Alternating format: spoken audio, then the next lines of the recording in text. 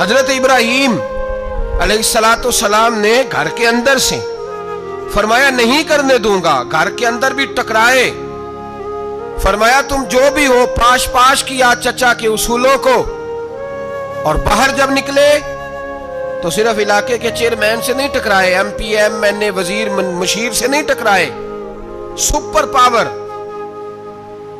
نمرود دنیا کا واحد حکمران تھا، اس وقت دوسرا کوئی حکمران ہی نہیں تھا،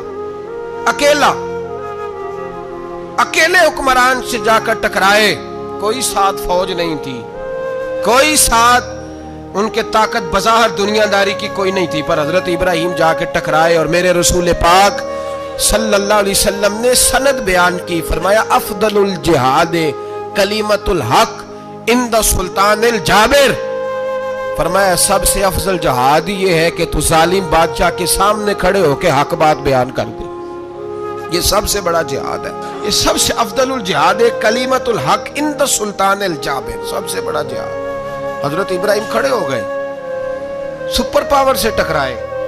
یہاں ہم لوگ حکمتوں کا شکار ہیں، دیکھیں گے، کریں گے، سوچیں گے، اور مولوی صاحب کو ویسے کہتے ہیں آپ پرہیز کریں سیاسی باتوں سے۔ بھئی اللہ کے ہر نبی نے جا کے وقت کے ظالم حکمران کو لتاڑا ہے، للکارا ہے، یہ تو مشن انبیاء ہے۔ حضرت سیدنا ابراہیم علیہ السلام نے اس کو جا کے کہا کہ تو جھوٹ بولتا ہے، تو جھوٹا ہے، تو خدائی کا دعویٰ کرتا ہے، تو بہت بڑا ظالم ہے، اور قرآن مجید نے اس ساری بات کو بیان فرمایا۔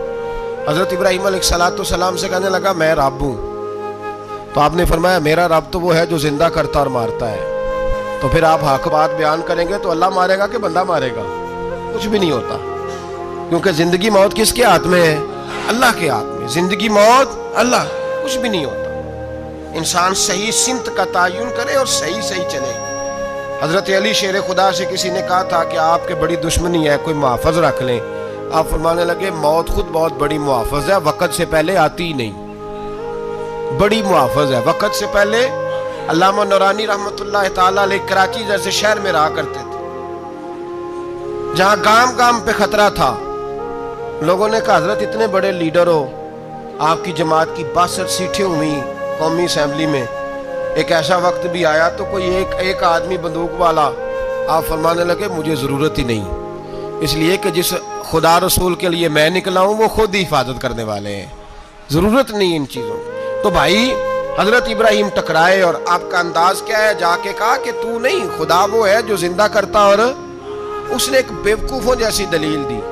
ایک آدمی کو کل پھانسی دینی تھی تو اس کو بلایا، کہنے لگا تجھے کب پھانسی ہے؟ اس نے کہا کل، کہنے لگا جا تجھے ذات کی زندگی دی، اس کو چھٹی دے دی۔ ایک عام آدمی بیچارہ بیٹھا تھا، اس کو پکڑ کے نا کہنے لگا اس کی گردن اڑا دو، کہنے لگا دیکھ لو میں بھی زندہ کرتا اور مارتا ہوں، وہ جو کل مرنے والا تھا میں نے زندہ کر دیا ہے، اور جس کو پتہ ہی نہیں تھا کہ میں نے مرنا ہے اسے پکڑ کے میں نے مار دیا ہے۔ یہ بیوقوفوں جیسی دلیل ہے۔ حضرت سیدنا ابراہیم علیہ السلام چاہتے تو اسی وقت دلیل توڑ دیتے کہ تو کیا بیوقوفوں جیسی بات کر رہا ہے، اگر تو زندگی دیتا ہے تو مرے ہوئے میں جان ڈال کے دے جس کو تو نے مارا ہے۔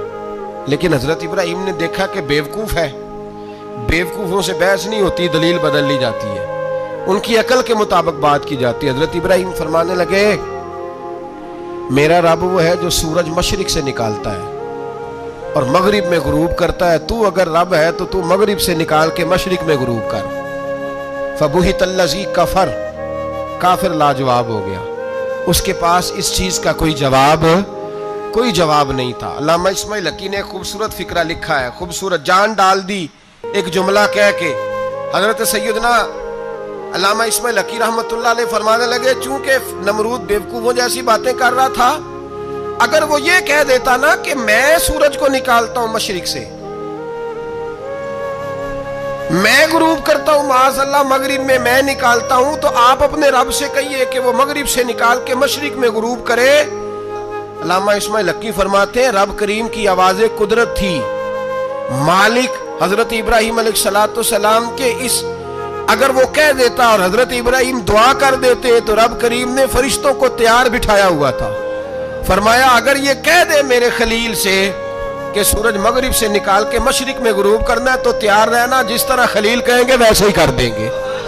واتخذ اللہ ابراہیم خلیلا، ابراہیم ہمارا دوست جو ہوا، جیسے کہے گا ویسے کر دیں گے۔ حضرت سیدنا ابراہیم علیہ السلام کی باتوں کا جب جواب نہ دے سکا، دلیل نہیں بندہ دیتا، پھر لڑائی کرتا ہے، پھر جھوٹے موٹے اعتراض کرتا ہے۔ دلیل ختم ہوتی ہے تو لوگ ذاتیات پہ اترتے ہیں، کہتے ہیں یہ کھانستا صحیح نہیں، دیکھتا صحیح نہیں۔ دلیل ختم، اب ذاتیات پہ اترے، کہنے لگے مجھے پتہ چلا ہے کہ یہ فلانی جگہ گیا تھا تو وہاں جا کے اس نے اس طرح کیا ہے۔ پھر لوگ ذاتیات پہ اترتے ہیں، جب دلیل کا جواب دلیل سے نہیں دے پاتے پھر ذاتیات پر اتر کر حملے کرتے ہیں۔ حضرت ابراہیم کے دلائل کا جواب نمرود نہ دے سکا تو کہنے لگا کہ اس کو آگ میں ڈال دو۔ قوم گئی ہوئی تھی ساری، آپ نے بات سنی ہوئی ہے، میں نے صرف اشارہ دینا ہے، میلے پہ تو حضرت سیدنا ابراہیم علیہ السلام نے سارے بت توڑ دیے، کلاڑا بڑے بت کی گردن پہ رکھا، واپس آئے، کہنے لگے بت کس نے توڑے ہیں؟ تو فرمایا اس سے پوچھ لو جس کی گردن پہ کلاڑا ہے۔ کہنے لگے یہ تو بول ہی نہیں سکتا، تو فرمانے لگے بڑے بیوقوف ہو جو بولتا ہی نہیں، سنتا ہی نہیں، اپنا آپ نہیں بچا سکتا، اس کی پوجا کرتے ہو؟ کہنے لگے پکڑو، دلیلیں ختم ہو گئی، اس کو آگ میں ڈالو۔ بہت بڑی حویلی 45 فٹ مربع پہ مشتمل ایک حویلی بنائی گئی اور 45 فٹ اونچی۔ مختلف روایات، علامہ اسماعیل حقی کہتے ہیں کہ 3 مہینے تک نمرود نے کہا کہ اس کے اندر لکڑیاں ڈالو۔ لوگ پوچھنے لگے کتنی دنیا جلانی ہے؟ کہنے لگا بندہ تو ایک جلانا ہے، پر بندہ بڑا تگڑا ہے، ایک بندہ۔ 3 مہینے لکڑیاں ڈالی گئیں، اور لوگوں کی جو تہمات ہوتی ہیں نا وہ بڑی عجیب ہوتی ہیں۔ تہمات میں نے بڑی تفصیل سے رمضان المبارک میں گفتگو کی تھی، بدشگونی، تہمات لوگ لیتے ہیں۔ اس وقت بھی لوگ تہمات کا شکار ہو گئے، عقیدہ بگڑ جاتا ہے تو وہ عجیب و غریب باتیں کرنے لگتا ہے، تہمات کا شکار ہو گئے۔ بیبیاں نظر مانتی، میں بیمار ہوں، اگر صحیح ہو گئی تو اتنے من لکڑی دوں گی حضرت ابراہیم کی آگ جلانے کے لیے۔ ایک عورت لے کے جا رہی ہے لکڑیاں، تو ایک نیک دل آدمی نے اس سے پوچھا کہاں جا رہی ہو؟ کہنے لگی میں نے منت مانی تھی تو حضرت ابراہیم علیہ السلام کو معاذ اللہ جلانے کے لیے لکڑیاں لے کے جا رہی ہوں۔ تو وہ رب کریم کے بندے کہنے لگے تو ڈھونڈتی رہے گی، تجھے وہ جگہ ملے گی نہیں۔ وہ بی بی کئی مہینے گھومتی رہی، جگہ ہی نہیں ملی جہاں لکڑیاں ڈالنی، ماری گئی۔ تہمات کا شکار ہوئے بہت سارے لوگ، تہمات کا۔ بھائی تہمات دین کے اندر منع ہے، تہمات دین میں کوئی نظر ماننا، کوئی کسی بزرگ کے مزار پہ جا کے سالے ثواب کے لیے کوئی چیز ماننا، یہ تو درست ہوا، لیکن غیر شرعی نظریں مان لینا کہ میں آگ کے گرد چکر لگاؤں گا، میں جناب وہاں جا کے یہ والا تماشا کروں گا، میں دھاگا باندھوں گا، میں رسا کاٹوں گا، میں وہاں گندے ہو سے پانی پیوں گا، ان کی شریعت اجازت، یہ تہمات ہیں، بدشگونی ہے، دین میں ان کی کوئی گنجائش۔ آپ نظر ماننے سے پہلے بھی کسی عالم سے رابطہ کریں کہ میں منت مانگنے لگا ہوں تو کیسے ماننی چاہیے، اس کا طریقہ پوچھیں۔ ایسے ہی غلط چیز کی منت تھوڑی مان لی جائے گی۔ بہرحال آمدام برسر مطلب حضرت ابراہیم کے لیے آگ جلائی گئی، 45 فٹ اونچی آگ ہے، پرندہ بھی اوپر سے گزرتا ہے تو نیچے گر جاتا ہے جل کے۔ اتنے دن لگا کے آگ جلائی گئی، اب حضرت ابراہیم کو جلایا جانے لگا ہے۔ یہاں تو موجیں ہے نا، جو کسی ادارے کا سربراہ ہے اس کے لیے موج ہے، کسی جگہ آفیسر بن گیا تو موج ہے، پیر صاحب کے لیے موج ہے، علامہ صاحب کے لیے موج ہے، خطیب صاحب کے لیے موج ہے۔ جلنا کس کو پڑتا ہے؟ بحال ہی کوئی نہیں رہا الا ماشاءاللہ۔ وہ لوگ گزر گئے جو تکلیفیں سہ کے کام کرتے تھے، گزر گیا زمانہ۔ حضرت سیدنا ابراہیم علیہ السلام کو جلایا جانے لگا ہے تو اب اتنی بڑی آگ ہے تو ڈالے کیسے؟ شیطان نے تجویز دی کہ منجنیق بناؤ، منجنیق، بڑے بڑے بانس باندھ کے ان کے نیچے رسا باندھو، وہ جس طرح جھولنے کے لیے جھولا بنایا جاتا ہے، اس طرح ایک منجنیق پرانے زمانے میں اس میں پتھر رکھ کے پھینکے جاتے تھے دشمنوں پہ، وہ منجنیق بنائی گئی کہ دور سے حضرت ابراہیم کو پھینکیں گے۔ ہاتھ حضرت ابراہیم کے باندھ دیے، پاؤں مبارک باندھ دیے، پوری زمین پہ ایک نام لینے والا خدا کا، اور اس کو آج رسیوں میں جکڑا ہوا ہے۔ جب پھینکا جانے لگا نا آگ میں، حوریں رونے لگی، فرشتے تڑپنے لگے، اے اللہ یہ کیا ہونے لگا ہے؟ ایک تیرا خلیل اور وہ بھی آگ میں۔ فرمایا جاؤ جا کے اس سے کہو اگر تمہاری مدد لیتا ہے تو اسے بچاؤ۔ ہوا کا فرشتہ آیا، کہا ابراہیم اگر تو کہے، او بھائی ان چیزوں کو کہانی سمجھ کے نہ سنا کرے، یہ داستان نہیں، یہ وہ طریقے ہیں جو ہمارے رسول نے ہمیں اپنانے کا حکم ارشاد فرمایا ہے، جو عقیدے، یہ وہ نظریات ہیں جو ہمیں اوڑھنے کو کہا گیا، اپنے رب کریم کی رضا پہ راضی رہنے کے یہ وہ خوبصورت مواقع ہیں صوفیاء نے جن کو بنا کر سمجھا کر ہم تک پہنچایا ہے۔ یہ ہے اہل طریقت کی باتیں، وہ کہتے ہیں یار جس حال میں رکھے راضی رہنا ہے۔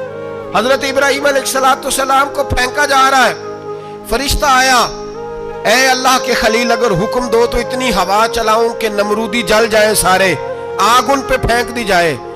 آپ نے فرمایا تو جا، تجھ سے مجھے کوئی کام نہیں۔ تھوڑی دیر کے بعد پانی کا فرشتہ آیا، کہا حضور اتنی بارش برساؤں گا کہ آگ بجھ جائے گی۔ فرمایا تو جا، تجھ سے کوئی کام نہیں۔